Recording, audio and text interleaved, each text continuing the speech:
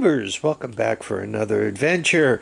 So, the 1983 ATC200, my $350 wonder. As you guys can see, we already swapped the new motor onto it. And as a matter of fact, so compression field's halfway decent. We're going to smash the compression gauge on that and just give it a check. Typically, you know, obviously you drop the engine in, you catch the bottom two first, where the bolt goes through the bottom, then you hang the top, slip this bolt in, slip that bolt in, slip that bolt in, so it's hung by 3 points. I don't have the front bracket on it yet, but what I want to do at this point is, once again, I want to do that compression test, make sure that it's breathing well. We'll open that up, hold the throttle wide open, just to make sure this thing has a good possibility of starting. So it's coming in at about 100. I don't know if I'd call that a wet compression or a dry compression. I did put oil in there, but it's been sitting about for a while. Also, the engine doesn't have any oil in it. So anyway, I have enough compression where that will start. I pulled it like probably half a dozen times, and it seemed to be getting better the more I pulled it. So once again, I think there's more than enough compression to fire right up. I already hung the carburetor on here. We got to do the ignition, and then I think it'll cold start. Right? Obviously, one more time, oil. Oil, oil, oil. Don't forget to put oil in. So, I filled it up with Yummy lube, pulled it over another few times. We're up to 120. I don't think life gets any better than this. Everything's hooked up the way it's supposed to be. And I got no joy. I got no spark. I really want to cold start this thing, so we're going portable CDI box. There are a couple of electrical tests you want to perform on a motor before you install it, or if it doesn't start, you definitely want to perform these tests. First of all, the stator that powers the CDI, it goes between ground, as in engine ground, right, and this black and red wire. And when you check it, it should come in somewhere under 200 ohms. And there you are. So that's the first thing. The second thing is this pulse generator up here. It should ring in somewhere around, you know, 30 ohms, 40 ohms, something like that. If it's one of the more modern ones. Obviously, I'm finding this clip a little bit, but right there you go. And you could see 30 ohms. That's absolutely perfect.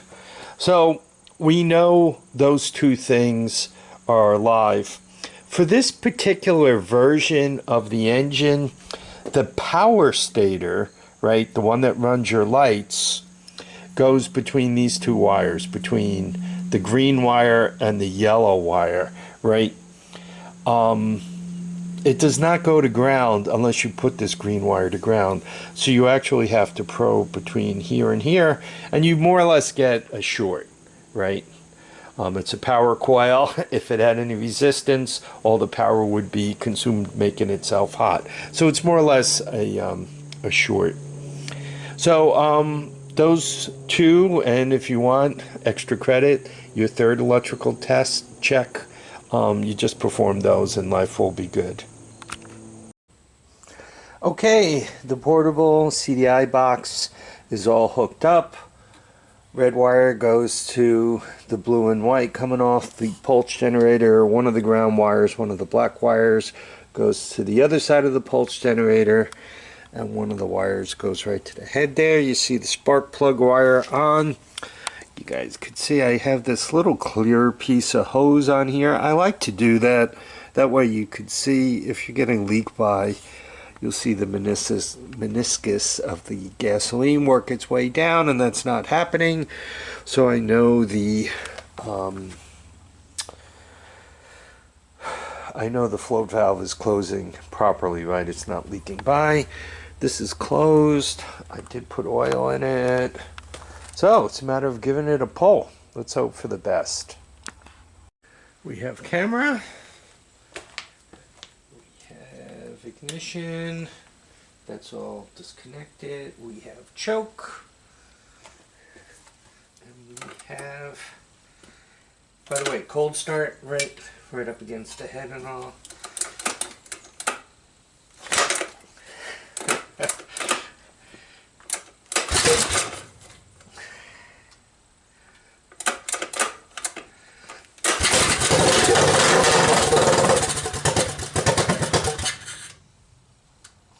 Close.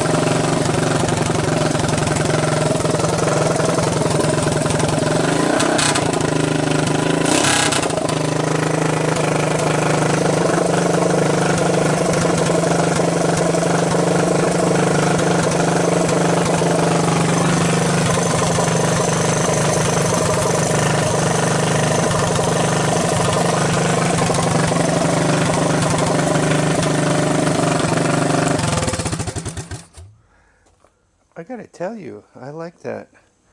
Yeah, she's doing real good. I got more work to do on it. I gotta get a shifter on it. So this is the right shifter for it, but you can see as time has passed, it's been bent all to heck. So I got to correct this zigzag here. So I'm gonna do that, and then after we get a gas tank on it, I guess we could get a little bit of a ride. So that's kind of where I'd like to finish this video, after a ride. Okay, before we completely perfect this thing, I want to grab a Sketchy ride out of it so you guys could see. I have my intravenous gas bottle. It's important that you run that right by the hot exhaust. When it comes to an ignition system, it's important that you hang it by the ignition wire. This is just a mess, but we're going to make it work.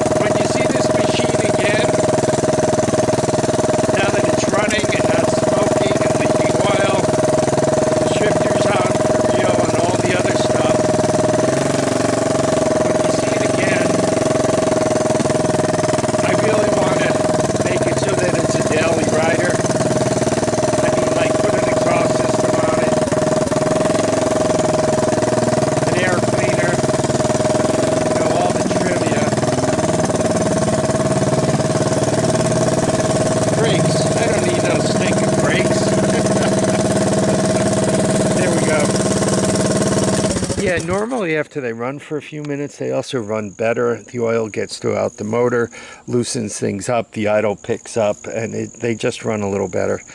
Anyway, so next time you see this, I want to work on the electrical so that, you know, it's on its real OEM electrical system. If I had to guess, I'm going to start by messing with the ground.